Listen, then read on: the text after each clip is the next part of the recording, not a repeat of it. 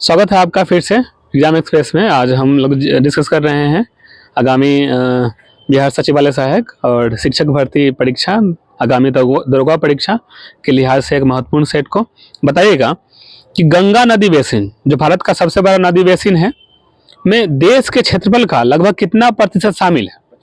तो 25% याद रखिएगा। बहुत बढ़िया। बताइएगा नागार्जुन सागर श्रीशैलम टाइगर रिजर्व कौन सा राज्य में है? तो आंध्र प्रदेश में है। ठीक है, नागार्जुन श्रीशैलम टाइगर रिजर्व जो है आंध्र प्रदेश में है और यह देश का सबसे बड़ा टाइगर रिजर्व है, याद रखिएगा। अब जलोढ़ मिट्टी के बारे में बात करते हैं। सर्वाधिक उपजाऊ मिट्टी जलोढ़ मिट्टी को कहते हैं। ठीक है, और सर्वाधिक पानी संयोजित करने वाला मिट्टी तो काली मिट्टी। किस मिट्टी का नाम रेगुर मिट्टी भी है? काली मिट्टी का। कपास की खेती के लिए सर्वाधिक उपयुक्त मिट्टी काली मिट्टी। और जलोढ़ मिट्टी से याद रखिए कि यह किस मिट्टी में कार्बनिक पदार्थ की मात्रा ज्यादा होती है? तो जलोढ़ मिट्टी में। और नई जलोढ़ मिट्टी को खादर और पुरानी जलोढ़ मिट्टी को बांगर कहते हैं। ठीक है, बताइएगा कि फसलों के लिए न्यूनतम समर्थन मूल्य की अवधारणा को देश के बाद भारत सरकार द्वारा पहली बार घोषित किया गया था। तो हरित क्रांति। हरित क्रांति कब आया था बताइए? 2005 1965-66 में आया था। और विश्व में हरित क्रांति के जनक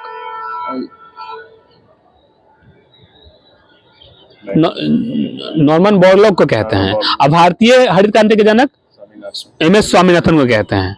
श्वेत क्रांति का संबंध किससे है? दूध से है, डेयरियों में दूध उत्पादन से है। तो श्वेत क्रांति के जनक डॉक्टर वर्गीज कुरियन को कहते हैं। डॉक्टर वर्गीज कुरियन को। दूध जो है द्रव में द्रव यानी पायस का उदाहरण है। ठीक है, दूध उजला होता है केसिन के कारण। दूध से दही जमता है लैक्टिक अम्ल के कारण यानी लैक्टोबैसिलस जीवाणु के कारण। और आपका ये दूध पचता है रेनिन के कारण। रेनिन जो है बच्चों में ज्यादा होता है, इसलिए दूध बचाने की क्षमता बच्चों में ज्यादा होती है कंपेयर टू वयस्कों से। ठीक है, बताइएगा कि निम्नलिखित में कौन सी एक उत्तर भारत में खरीफ की फसल है और दक्षिण भारत में रबी की फसल है?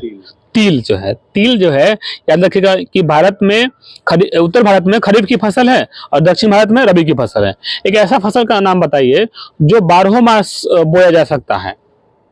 मक्का जो है वो 12 मास बोया जा सकता है, याद रखिएगा। बताइएगा कि भारतीय महासागर में सबसे छोटा द्वीप वाला देश कौन है? मालदीव। और सबसे बड़ा द्वीप वाला देश, सबसे ज्यादा द्वीप वाला देश इंडोनेशिया है। इंडोनेशिया में सर्वाधिक द्वीपों की संख्या है। ठीक है, बताइएगा कि दक्षिणी अमेरिका के अर्जेंटीना एवं उरुग्वे में विस्तृत घास के मैदान को किस नाम से जाना जाता है? पंपास। बताइएगा कि प्रेडीज घास का मैदान कहाँ का है? उत्तरी अमेरिका का है। ठीक है, सवाना कहाँ का है? अफ्रीका का है। स्टेपीज कहाँ का है? यूक्रेन का है। ठीक है, हाँ। वेल्ड कहाँ का है? वेल्ड दक्षिण अफ्रीका का है। डाउन्स कहाँ का है? डाउन्स ऑस्ट्रेलिया का है। ठीक है, याद कर लीजिएगा। गेहूं की टोकरी कहते हैं। बताइएगा कि भारत के संविधान का कौन सा अनुच्छेद भारतीय निर्वाचन आयोग के स्थापना से संबंधित है? तो अनुच्छेद 324 से 329 तक है। अब भारतीय निर्वाचन आयोग जो है एक संवैधानिक संस्था है जिसका वर्णन भारतीय संविधान के अनुच्छेद 324 से लेकर 329 में है। लेकिन आप बताइए सौरभ भैया कि राज्य निर्वाचन आयोग का वर्णन संविधान के किस भाग में है? तो याद रखिए केंद्रीय निर्वाचन आयोग जो है अनुच्छेद 324 में है और राज्य निर्वाचन आयोग बोलेगा तो 243 के है। 243 का के। ठीक है, 148 में किसका वर्णन है बताइए? नियंत्रक एवं महालेखा परीक्षक कैग का वर्णन है। 149 में कैग का कर्तव्य है। ठीक है, बताइएगा कि न्यायिक समीक्षा किस देश से लिया गया? अमेरिका से लिया गया। बहुत बढ़िया। प्रस्तावना किससे से लिया गया? अमेरिका से लिया गया। प्रस्तावना की भाषा कहां से लिया गया? ऑस्ट्रेलिया से लिया गया। संबंधित सूची कहां से लिया गया? ऑस्ट्रेलिया से लिया गया। संयुक्त अधिवेशन कहां से लिया गया? ऑस्ट्रेलिया से। राष्ट्रीय आपात कहां से लिया गया? जर्मनी से लिया गया, है ना। एकल नागरिकता कहां से लिया गया? ब्रिटेन से लिया गया। और द्वि नागरिकता अमेरिका से लिया गया। द्वितीय आपात अमेरिका से लिया गया। संघीय व्यवस्था कहाँ से लिया गया? कनाडा से। अवशिष्ट सूची कनाडा से लिया गया। और संसद की सर्वोच्चता ब्रिटेन किसे? ब्रिटेन से। और संविधान की सर्वोच्चता अमेरिका से। विधि के समक्ष समानता कहाँ से लिया गया? ब्रिटेन से लिया गया। और विधि के समक्ष संरक्षण अमेरिका से लिया गया। और एक इंपॉर्टेंट है, विधि द्वारा स्थापित प्रक्रिया, ये कहाँ से लिया गया? ये जापान से लिया गया, याद रखिएगा। बढ़ते अगले प्रश्न की ओर। बताइएगा कि 73वां संविधान संशोधन कानून की वैधानिक शुरुआत किस संविधान बिल से माना जाता है? तो हाँ, बिल्कुल सही। संयुक्त प्रवर समिति की सिफारिश पर जो है 73वां संविधान संशोधन को लाया गया था, जिसका नींव 64वां संविधान संशोधन के दौरान पड़ा था। ठीक है। और 73वां संविधान संशोधन को लागू करने वाला प्रथम राज्य कर्नाटक था। ठीक है। जो पंचायती राज से संबंधित है। पंचायती राज व्यवस्था को 24 अप्रैल 1993 को लागू किया गया, इसलिए 24 अप्रैल को पंचायती राज दिवस मनाते हैं। सर्वप्रथम राजस्थान के नागौर जिला में 2 अक्टूबर 1959 को पंडित जवाहरलाल नेहरू के द्वारा पंचायती राज व्यवस्था का नींव डाला गया। उसके बाद 11 अक्टूबर 1959 को आंध्र प्रदेश में। ठीक है। वर्तमान में पंचायती राज में कुल 29 विषय हैं। कितने विषय हैं? 29 विषय हैं। और पंचायती राज जो है, बताइएगा किस सूची का विषय है? संघ सूची या राज्य सूची? राज्य सूची का विषय है। राज्य के अंदर आएगा।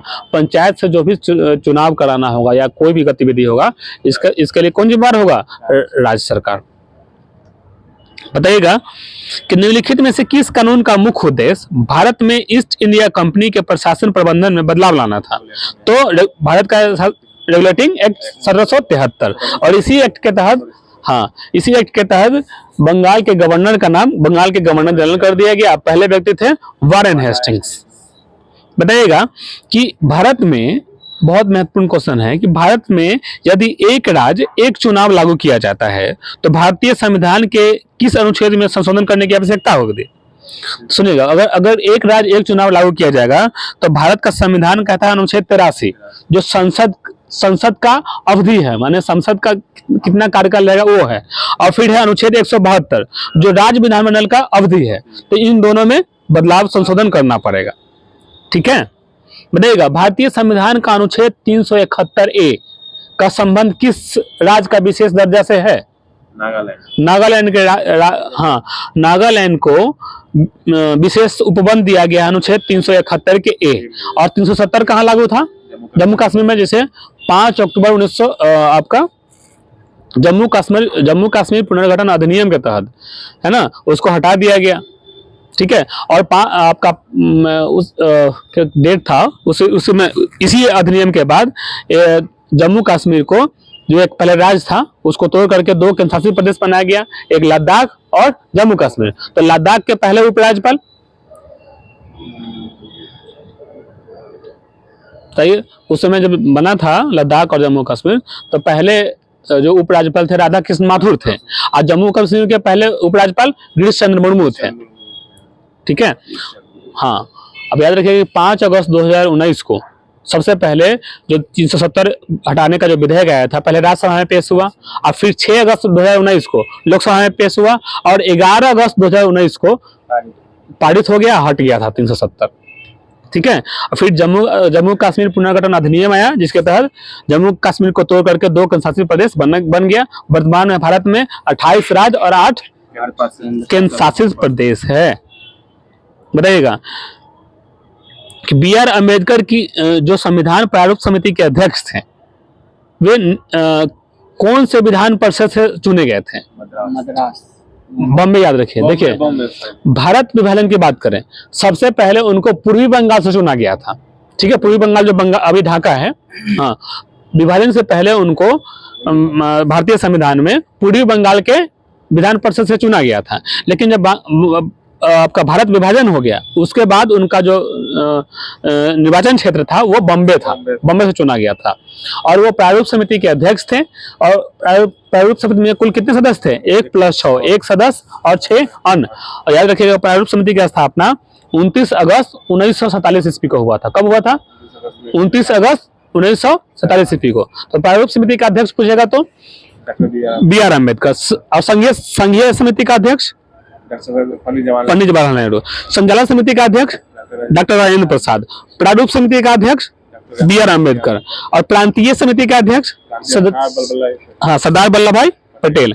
आप बताइए कि झंडा समिति का अध्यक्ष जवाहरलाल नेहरू। जे.बी. कृपलानी।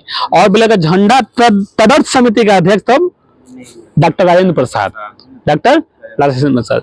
आपको बोलेगा मौलिक अधिकार संबंधी जो अध्यक्ष समिति बनाया गया था उसके अध्यक्ष मौलिक अधिकार सरदार वल्लभ भाई पटेल, याद रखिएगा। और मौलिक अधिकार का वर्णन भारतीय संविधान के किस भाग में है? भाग 3 में है। इस भाग 3 को भारत का मैग्ना कार्टा कहते हैं, जिसका संबंध भारतीय आपका अनुच्छेद कहां से कहां 12 से 35 तक है। 12 से 35 तक है। बताइएगा कि भारतीय संविधान का कौन सा भाग अनुसूचित और अनुसूचित जनजातीय क्षेत्रों से संबंधित है? तो भाग 10 में वर्णन है SC ST क्षेत्र जो है। भाग 11 में क्या है बताइए? केंद्र और राज्यों के बीच संबंध है। भाग 12 में क्या है? बीत संपत्ति या ये सब है। ठीक है। भाग 15 में क्या है? भाग 15 में निर्वाचन है। भाग 15 में क्या है? निर्वाचन है। और भाग 17 में क्या है? राजभाषा का वर्णन है। भाग 18 में आपात उपबंध की व्याख्या है। ठीक है। तो एक और क्वेश्चन बताइए कि भारतीय संविधान के किस भाग से पंचायती राज का संबंध है? तो भाग 9। भाग 9 का संबंध पंचायती राज व्यवस्था से है। भाग 9 के क में नगर पालिका है। भाग 9 के ख में सहकारी समिति है। ठीक है। अब बताइएगा कि भारत में मुद्रास्फीति किससे मापा जाता है? भारत में मुद्रास्फीति उपभोक्ता मूल्य सूचकांक द्वारा मापा जाता है। भारत में मुद्रास्फीति क्या हो जाता है कि उपभोक्ता मूल्य सूचकांक से मापा जाता है। तो ये क्या होता है मुद्रास्फीति? जब कैश बढ़ जाएगा, है ना, पैसा ज्यादा हो जाएगा तो क्या हो जाता है? मुद्रास्फीति हो जाता है। उस समय क्या होगा कि पैसा ज्यादा और वस्तु का सामान बढ़ जाएगा। किस समिति ने प्रतिस्पर्धा अधिनियम 2002 को अधिनियमित करने का सुझाव दिया था? याद रखिएगा, SBS राघवन समिति। SBS राघवन समिति ने प्रतिस्पर्धा अधिनियम 2002 को अधिनियमित करने का सुझाव दिया था। तो देखिए, राजकोषीय नीति किसी देश की सरकार को डैश प्रवाह को नियंत्रित करने की मदद करती है? कर राजस्व को। राजकोषीय नीति जो है किसी देश की सरकार को कर राजस्व प्रवाह को नियंत्रित करने की मदद करती है। बताइएगा कि भंडारी समिति का संबंध किससे है? भंडारी समिति क्षेत्रीय ग्रामीण बैंकों की पुनर्संरचना से संबंधित है। क्षेत्रीय ग्रामीण बैंकों की पुनर्संरचना से संबंधित है। अब एक आएगा राजा चलैया समिति या चलैया समिति। उसका संबंध, चलैया समिति का संबंध है कालाधन वापसी से। ठीक है। कालाधन वापसी एक और इंपॉर्टेंट है। इस राजा चलैया समिति का संबंध अप्रत्यक्ष कर इनडायरेक्ट टैक्स में क्या है? उसको बढ़ावा से यानी सुधार से संबंधित है। अप्रत्यक्ष कर में सुधार से संबंधित है। बताइएगा कि किस पंचवर्षीय योजना का संबंध मानव संसाधन विकास पर केंद्रित था? बताइए। 8वीं। हाँ, 8वीं पंचवर्षीय योजना का संबंध मानव संसाधन केंद्र पर आधारित था। तो बताइए किस पंचवर्षीय योजना में कृषि पर जोर दिया गया था? पहला। और उद्योग पर दिया गया था? दूसरा। और दोनों पर दिया गया था? तीसरा। और कौन सी पंचवर्षीय योजना सर्वाधिक सफल रहा? 8वीं रहा। किसमें समावेशी विकास की संरचना का दिया गया था? 11वीं। ठीक है। और कौन असफल रहा? तीसरी पंचवर्षीय योजना जो है सर्वाधिक असफल मानी जाती है। ठीक है। उस समय देश में हमारे आपात का समय था, राष्ट्रीय आपात लग गया था।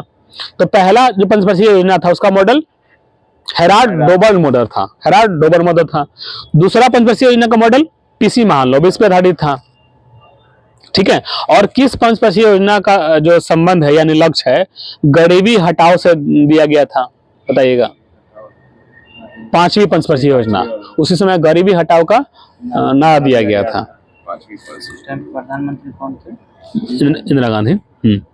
बताइएगा कि निम्न में से किसे व्यष्टि अर्थशास्त्र यानी माइक्रो इकोनॉमिक्स के जनक के रूप में जाना जाता था?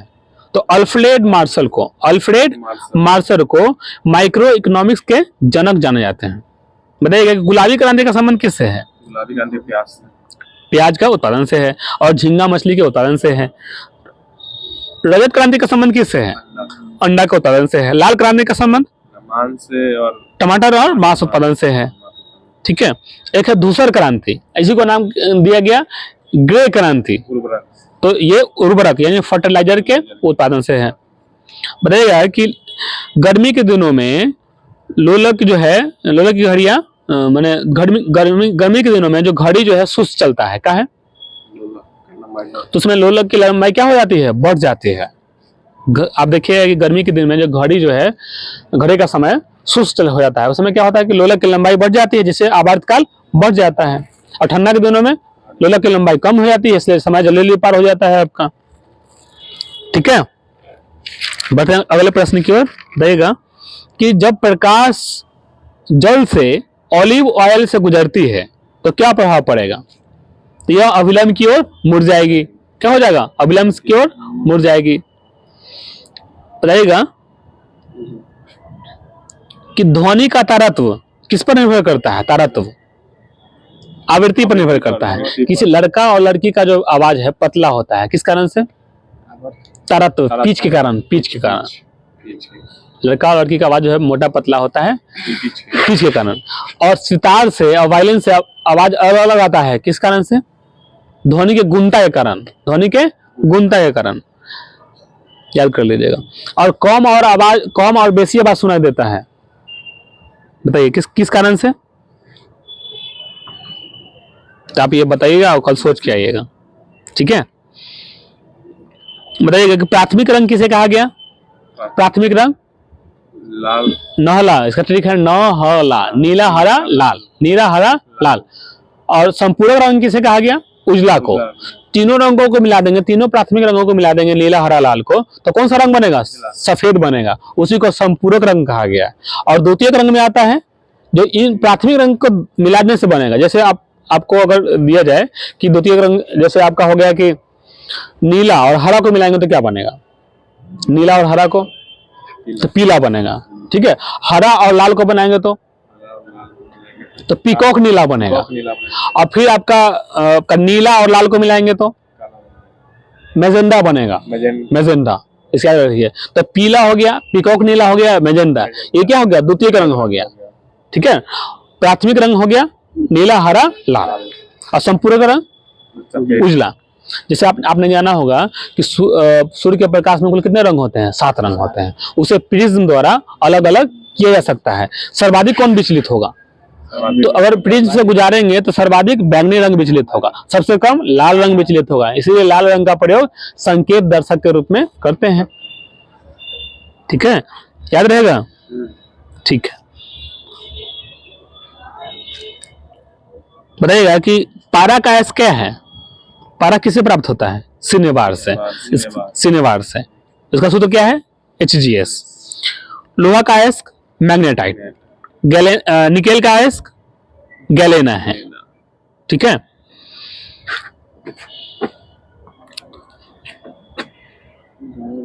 देखिए